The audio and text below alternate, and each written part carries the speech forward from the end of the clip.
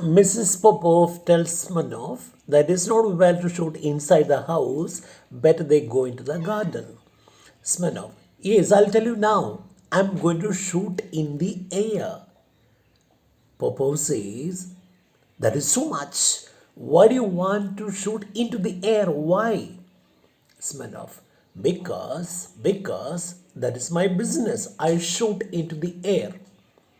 Popov, I know you're afraid. You don't want to shoot me. Oh no, no, my dear sir. No backing out, flinching, moving back in fear. Please follow me until I have made a hole in the head I hate so much. Are you afraid? Give me the gun. Teach me how to shoot. I'll put one bullet through your dirty head, which I don't like. Are you afraid? Smirnov, yes, I'm afraid. Popov, you are lying. Why would you fight? Smirnov, because I don't feel like fighting with you because I like you. Popov with an angry laugh. She can't control her anger. She laughs angrily, says, you like me? He dares to say he likes me. Look at this fellow. He has got the courage to say that he likes me. She points to the door and asks him to get out, go. Smirnov, laying the revolver silently on the table, takes his hat and starts at the door. He stops a moment. Smirnov, laying the revolver silently on the table, takes his hat and starts. At the door, he stops a moment. So he's going out as he has been asked to go out by the landlady. But at the door, he stops a moment, gazing at her, looking at her, staring at her silently. Then he approaches her, hesitating, unwillingly, with so much of hesitation, and tells her, listen, are you still angry with me? I was mad as a devil in the beginning, but please understand me how I can express myself. I want to tell you something, but I don't know how to tell you. The thing is, like this, such things are, no, he doesn't know, he fumbles, he struggles for words, he doesn't know how to tell her that. The thing is, like this, such things are, he raises his voice now and tells her, now, is it my fault that you owe me money? Grabs a back of the chair. He holds a chair. The moment he holds a chair, the chair gets broken. Then he said, devil, no, what breakable furniture you have? This is the second time I have broken a chair. All the furniture in the house is breakable. What kind of furniture have you got in the house? But let me tell you, I like you. Do you understand? I'm almost in love with you. Popov. Leave, I hate you. Don't you know that I'm in mourning? I hate you. Smano. Oh God, what a woman she is.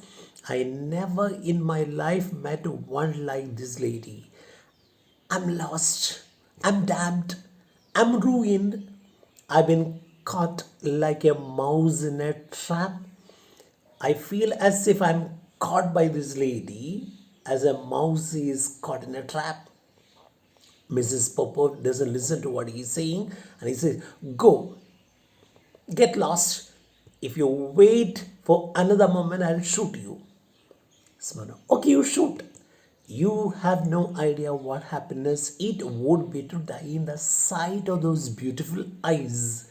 Smirnov tells her when she threatens to shoot him, he tells her, Madam, look, you have no idea what happiness it would be to die in the sight of those beautiful eyes that you have got.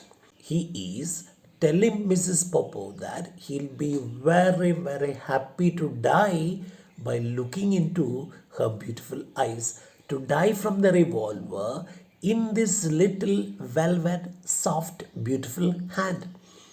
He also tells her that I am willing to die from the revolver in this little velvet hand. Your God, sweet, beautiful, soft velvet hand, and I'm willing to die from the revolver that you're holding. Consider it and decide immediately, for if I go now, we shall never see each other again. Decide, speak. I'm a gentleman, I'm from a noble family, I'm a respectable man, and I have an income of 10,000. I can shoot a coin thrown into the air. I own some fine horses. Will you be my wife? Decide, speak. I am a noble man. I am a respectable man. I am a rich man because I have an income of 10,000. I can shoot a coin thrown into the air. I have some fine horses. So let me ask you one question. Will you be my wife? Mrs. Popo swings a revolver angrily and tells him, look, look, I'll shoot. Smano, my mind is not clear. I can understand. Servant, get me some water. I have fallen in love like any young man. He takes her hand. She cries with pain. I love you so much. Then he kneels before her. I love you as I have never loved before. 12 women I jilted, I cheated.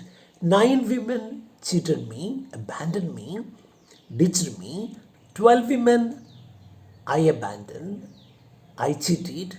9 women cheated me, but none of them all have I loved you as I love you. I'm conquered, I'm lost, I'm bound, I'm lost and conquered, I'm trapped by you, lost. I lie at your feet like a fool.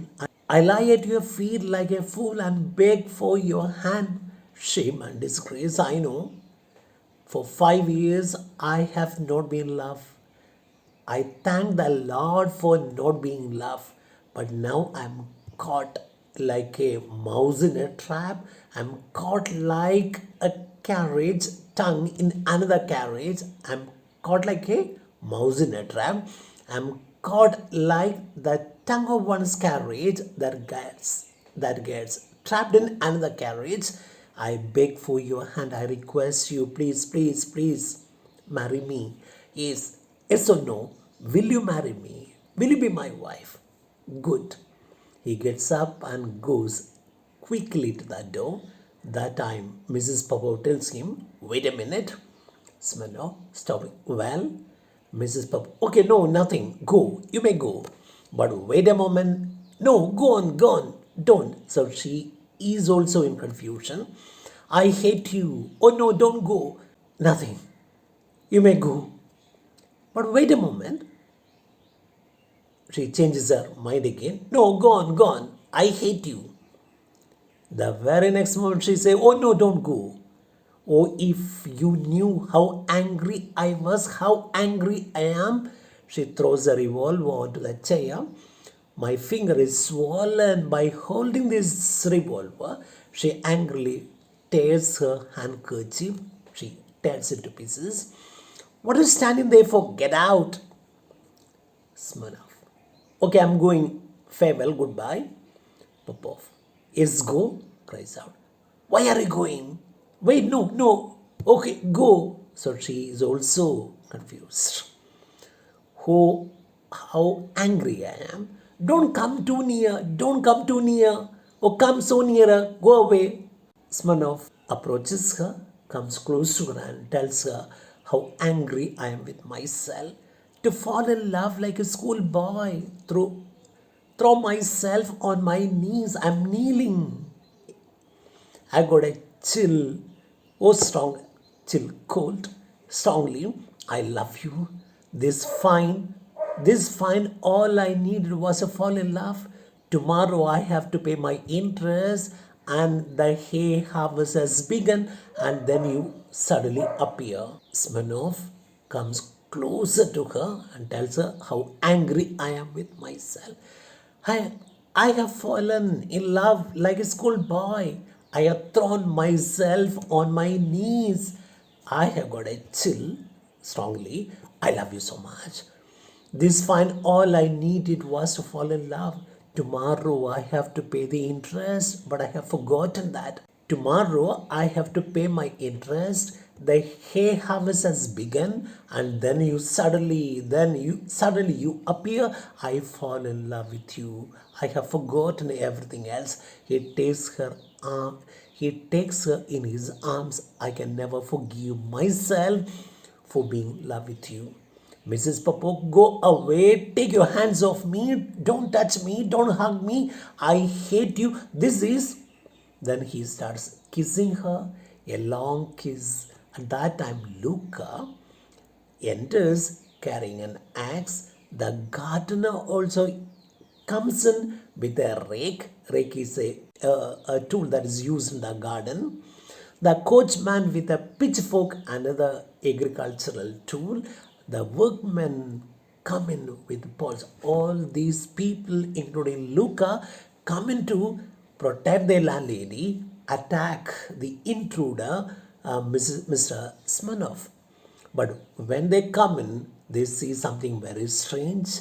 They see Mr. Smirnov hugging and kissing Mrs. Popov.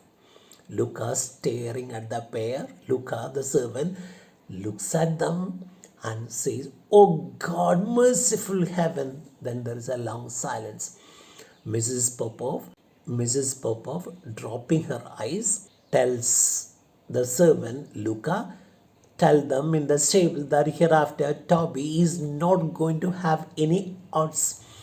So you remember that Toby was a favorite horse of her husband. Her husband always used to ask the servants to give more and more odds to Toby, his favorite horse. Now Mrs. Popov is telling the servant, hereafter Toby is not going to get more odds. That means she's going to forget her husband. She's going to marry the new gentleman, Mr. Smirnov. Then the curtain comes down. Here ends the